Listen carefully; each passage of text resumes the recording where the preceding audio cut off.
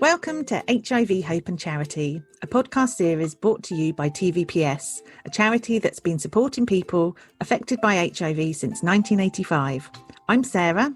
And I'm Jess, and we work for TVPS, and our aim is to get as many people as possible HIV educated. If you like the podcast, please rate, subscribe and leave us a review wherever you listen to your podcasts.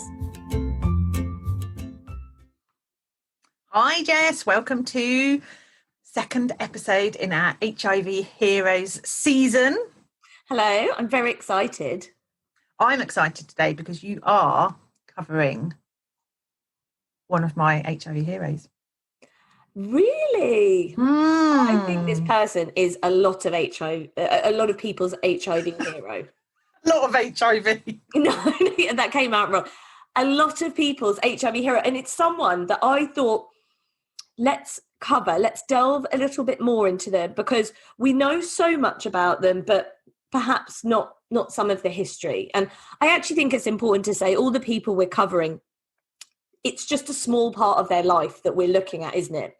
Yeah. There's so much more than just what they've done in the world of HIV. We totally acknowledge that. It's just we're just focusing on what they've done in the world of HIV to be an HIV hero. Definitely. Now, I think out of the two of us, I do think you have the harder job when it comes to looking at our heroes, because you are focusing more on modern day heroes and I'm doing heroes from the past in my new role as HIV historian. Yes. I haven't forgotten, don't worry. So I have a lot more information available to me on the internet. Wikipedia, as I've said before, is my friend, than you. So you've had to, I would say, do more comprehensive research. Yes, yeah. Look at your face. You didn't realise that. Are you like, hold on a moment. We should swap. No, because I've got some fab people and you're going to love it. So my sources today are a BBC article by Jared Lawtham, an article by Cherwell.org by William Foxton, and Wikipedia. We love Wikipedia, right? Oh, absolutely. So today, Sarah, let me come with me on a journey to Neath, which is a town in Wales. And there, in 1961, Jill Nalder was born. Oh, God, I love her. Okay, good. So you do know who we're talking about? Yes, I do. Fantastic. So for everyone else, if you might know the first name, but the surname you might not be so familiar with.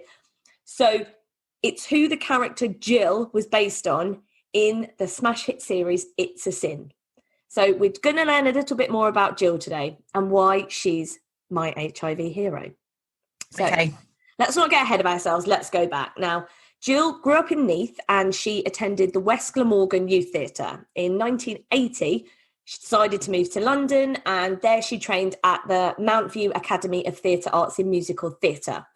After she graduated, she began performing in West End productions, and she played, hold on for my pronunciation of this, Madame Thénardier. So sorry, everyone, if that was terrible. But that's from Les Miserables, just like in It's a Sin. Yes, exactly the same. She was in Les Miserables as well. Oh, gosh. Yes. And Jill also appeared in musical touring productions, and she's one of the founder members of the WestEnders, which is a musical theatre group with a repertoire of songs drawn from West End and Broadway musicals. Right, okay. So anyway, while she was studying at the musical theatre in London, she and 3 friends decided to move in together. They got a lovely flat and they dubbed it, can you guess? Oh, the Pink Palace. They did. It's really seriously. Honestly, yeah, it's true. So they paid £80 a week for the apartment after seeing an advert in the paper. And Jill, in an interview, was chatting about the Pink Palace, and she said it was fantastic. Most of it was pink curtains, a big pink sofa, and even a massive pink drain. It had 3 big chandeliers and silver service cutlery everywhere. We thought, oh my word, it's like a palace. So we called it the Pink Palace. Oh my gosh, so that actually existed and she actually lived in it. Yes, so a real place. So from the show, obviously I'm imagining they looked a bit different, but the Pink Palace, I just thought that was something that was part of a bit of artistic license that they'd added in, but fantastic to to know that there was a real Pink Palace. Yeah, I know. I mean, I knew that Jill was based on Jill, but I didn't realise that there are other elements of her life were incorporated as well. Yes. So, as we know from the show, Jill was heavily connected to HIV. Now, how that began was Jill said she was first made aware, she first became aware of HIV when she heard the rumours of the gay flu coming over from America. We see that in It's a Sin, don't we? Yes. Talking to Colin, she's asking him, when you go to America, can you bring back some information and things? Again, another parallel that was directly drawn from Jill's life that we see Jill going through. So her first direct encounter with AIDS was the death of a friend from college. Jill said he'd gone home because he was ill, and then suddenly we heard he'd died. Nobody knew what had happened to him. He was 26. She explained there had been rumours that he had died of AIDS, but this wasn't something that was ever explicitly said. I can't imagine how hard that must be, to have a friend pass away and there are just rumours, but you're not entirely sure what's actually happened. Gosh, how frightening. Yeah, I think that would be really frightening. And with no closure. Yeah. That would be difficult. Well, wouldn't it? So what they said in the series then, when they said people were going home to die, obviously that's actually what was happening. Yes, yeah. Oh, gosh. And having to just deal with that as someone's friend, knowing they've gone off home, you can't see them, and then you just hear that they've passed away. Yeah, so difficult. So as we saw in It's a Sin, Jill helped lots of people who were positive, and Jill was sworn to secrecy by friends who'd received a diagnosis. And about this, she said they were desperate not to be labelled. They were desperate not to think that they couldn't have the life they wanted. And they also feared that the news might reach their families. They felt ashamed. They didn't want to let their families down. And she said there's a desire to protect your parents because you think they might be stigmatised too. It doesn't stop with the person. Some people would be horrible to the family too if they heard rumours. It becomes a stigma for the entire family. Yeah, so true, isn't it? I think that's still true now to a certain extent. Not with everybody, but we do still get people referred to us that just won't share their diagnosis with the family because of the shame it might bring on them. And I can understand that, like you're saying, although we have moved forward and stigma has lessened somewhat, there is still a lot of stigma. And we even know that some of our service users, when they have disclosed to friends or family, have then been shunned by them. I mean, this is much like what she's describing, isn't it? Even now. Oh, absolutely. Yeah, and how it was back then. Do you know the other thing is, obviously, people are referred to us and they can talk to us about their diagnosis, even if they don't want to tell friends or family. And then we have each other to talk to, because sometimes it is upsetting to hear how people feel about their diagnosis. But I can't imagine back then where people were confiding in her and she couldn't tell anybody. That's quite a weight to carry, isn't it? A real weight. So she actually went on, again, like we saw at the end of It's a Sin, where she was visiting men in hospital. And she talks about that in one of these articles. And she describes the visits to the hospital wards. She says they were full of young gay men, all of whom carried a great shame and sadness. Some had visitors, though many were too ashamed to tell their friends and family. And she took on a real sort of maternal role, caring for lots of these men who had HIV or AIDS and felt like they couldn't tell their family. She says it was physically and emotionally demanding, but she never considered walking away from those in need. Talking about this, she said, once you're involved in somebody's care, particularly when you know their life is not going to be that long, you can't let them down. You can't turn your back. Like you say, you're taking on everyone else's emotion as well. And I'm not surprised that it's described as physically and emotionally demanding. So difficult. Huge. Mass. End with, isn't it? Oh, I can't imagine. I'm not sure I could do that. I don't know whether I could, because it must have been quite isolating. And I don't know. I don't think I'd have been strong enough, I think, to cope with it on my own. I think it's different if you're working for an organisation like ours. You know, it's a job, and at the end of the day, you might take everything home with you, but it's still we worked really hard to not do that. Yes. Well, there are services in place now. There's counselling for support workers. We have mechanisms to make sure that no one's overloaded and they're not taking things home too much. But like you're saying, it's a massive thing to carry yourself. Like, absolute, just amazing woman. Very committed. Completely. It's our choice, isn't it, to work? And if, So, but you can't in that situation. Oh, she's now elevated to even higher than what's higher than a hero? You elevate everyone every week. Do you know that? You're going to need to find a new term, because every week, the more we hear about people, they get elevated to a higher status. I just promote everybody. You're right. Sometimes just saying an HIV hero almost just doesn't feel enough. So I know what you're saying. But I don't know what the next would be. I'm going to give it some thought. So, more about Jill now. So as more of her friends were diagnosed, Jill became a fierce campaigner. She threw herself into activism and really to help those in need. And in the late 1980s, she set up the charity West End Cares with a group of 7 fellow West End performers. The charity's still going, and you might have heard of them. They're now called Theatre Mad, Make a Difference. I have heard of them. Yes. Up. She was one of, there were a group of 7 fellow West End performers that she set up with, so 8 of them that set that all up. Oh, I never knew that. Yeah, no, I have to say I didn't either. This is what I'm saying. There's so much I didn't previously know about her that she's done. No. Oh my goodness. The Make a Difference Trust, just for those who haven't heard of them. So they raise funds for HIV and AIDS projects and build awareness and provide care, support and education in the UK and sub-Saharan Africa. And I have to tell you this, since its inception, they've raised around £14 million. 14? 14. Yeah. No. I mean, that's amazing. Absolutely amazing. That's a huge amount.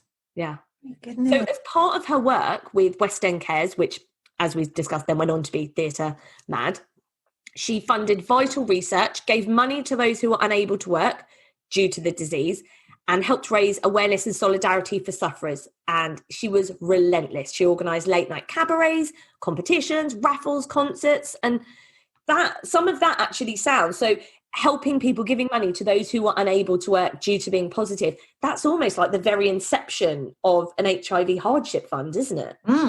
Absolutely. Where that kind of thing really began, and we still have those to this day because people still need that help and support. Yeah, absolutely. And she started all of that. Yeah. Where did she get all her energy from? It's,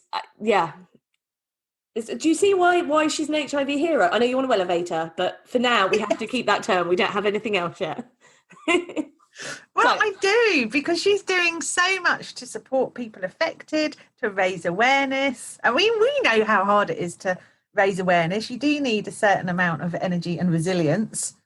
But she seems to have that by the bucket load. Yes, she definitely does. I suppose something so close to her heart. So remember that I mentioned earlier that Jill grew up in Neath? Yes, in Wales, yes. Yes, town in Wales. So she had a very talented childhood friend that you've probably heard of, Russell T Davies. Another favourite. Oh, God, I love him. I know. So for those that don't know, he's the writer of It's a Sin, but also tons of other fantastic dramas, Queer as Folk, Cucumber, Banana, Years and Years, one of your favourites, I know. Oh, gosh, another fantastic TV series. I feel like your excitement can't get any more on this. I know. So 2 of my favourite people now. It's good, isn't it? So they met when they were just 14 years old, and they met at the Youth Theatre in West Glamorgan. So Jill shared her life stories with Russell as he was developing the script for It's a Sin, and he based the character of Jill Baxter in the show on Jill Nalder's life at that time. And obviously we know that Jill Baxter in the show is played by Lydia West, but Jill herself, for those that don't know, was also in the show, and she was cast as Jill Baxter's mother. I think that's so nice. So she played Christine Baxter. Yeah, I remember her. I love that he included her in the show. Obviously, as we know, she obviously shared a lot of her life stories because of all of the parallels that we've talked about that are mentioned in the show. But I love that she was in it as well. Yes, so do I. Oh, who would have thought two such phenomenal people would be linked in this way? Well, talking about that, so speaking about the impact of It's a Sin and also her own impact, Jill said, it's incredible, quite incredible that you have any legacy in this world, but Russell's legacy, oh my God, it's enormous. And when you're part of that, it takes you by surprise, I tell you. And I almost can't imagine how overwhelming it must have been for Jill, because this was just her life. This was just, okay, I support my friends and this is what I do. And then all of a sudden you're propelled into the spotlight and everyone's talking about you and everyone wants to be like you. There's the hashtag Be More Jill. Yes. It must be so overwhelming. Yeah. Suddenly, and people are making podcasts about you.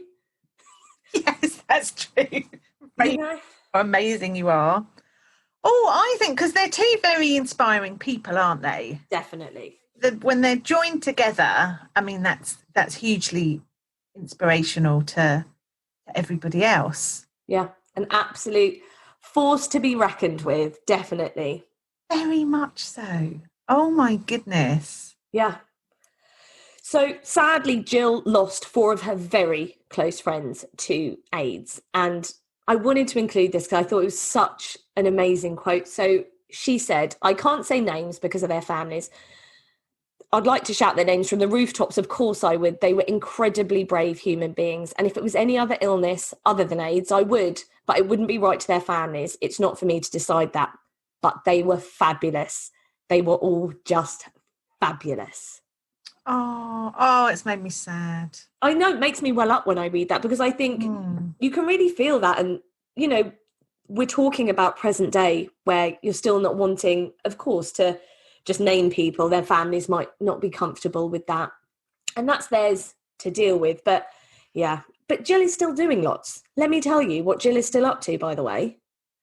So now... She's still, what, around HIV? Yes. Okay. Yeah, I mean, obviously, as we said at the start, her life is full of many, many other things aside from HIV. But in the field of HIV, yes. So nowadays, so Jill's still acting and raising awareness. She continues to perform as part of the WestEnders, who actually, I looked them up and they are fab. Are they? Oh, yeah, I should definitely go and have a look. But in April this year, Jill was involved in the Manchester Pride conference, speaking about the power of being an ally. And this year, she also became a patron of the Sussex Beacon. So the Sussex Beacon, you know, don't you? It's a charity. Excellent organisation. Yeah, they offer HIV support. So congratulations, Jill, and the Sussex Beacon. Wow. Still doing so much work. So for me, to summarise, the impact that Jill has had on HIV is huge. Like the love, the care, the support she's given to so many people. But not just that, also the inspiration for the character Jill, which inspired the hashtag that we talked about, hashtag Be More Jill. It has encouraged so many people to find out more about HIV and to also want to follow in her footsteps and offer support. We know here at TVPS from direct experience, we saw a big increase of the number of people wanting to volunteer with us because they were inspired by Jill's character on It's a Sin. So all of these things, without a doubt, make Jill Nalder an absolute HIV hero. Oh, I absolutely agree with you. Gosh, imagine making that much difference to people with HIV for that length of time. I mean, when she started kind of visiting men in hospital, I mean, she can't have imagined that it would end up like this. Definitely not. I mean, the path your life takes you on. But yeah, I mean, she's just done so much. And especially with It's a Sin, being able to share everything that she went through, as well as everything that her friends and the gay community and everyone was really going through at that time. She was a real pinpoint of that series. And yeah, thank you, Jill, because you've inspired so many people. She really has. I bet she'd be a really good friend. I mean, that's weird. She probably doesn't want to be your friend, but I imagine she'd be an amazing friend from everything we've just learned. She'd be the best friend, but I'm not sure she wants to be your friend. No, I think you're probably right. You know, Jill, reach out if that's something that you're open to. But Or yeah. not. It's fine. So did you enjoy that? I thought that was very interesting, actually. Very, yeah. I want to be more Jill now. I know. I'm looking forward. So that's episode 2 of our HIV heroes, and we're doing an excellent episode, if I may say so. Very, very good. Thank you very much. I look forward to seeing you for our next one. Likewise. Thank you for listening to HIV Hope and Charity. If you'd like to know more about the work that we do, visit tvps.org.uk. And please like, subscribe, and rate the podcast if you enjoyed it.